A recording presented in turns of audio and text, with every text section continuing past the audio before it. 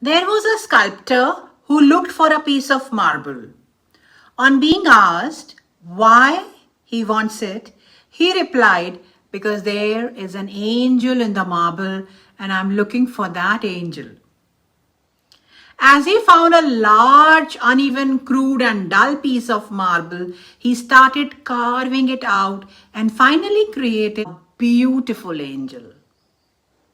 Do we realize that seemingly the most unkind, ruthless, critical, hopeless, thankless person also holds love at his core? Yes, the God within is pure, unconditional love and nothing else.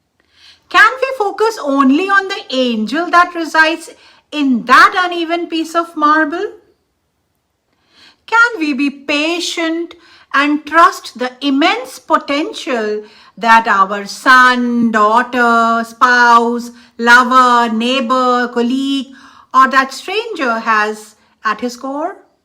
How about pouring some perfect love by not criticizing, not condemning, not judging, and simply blessing one another?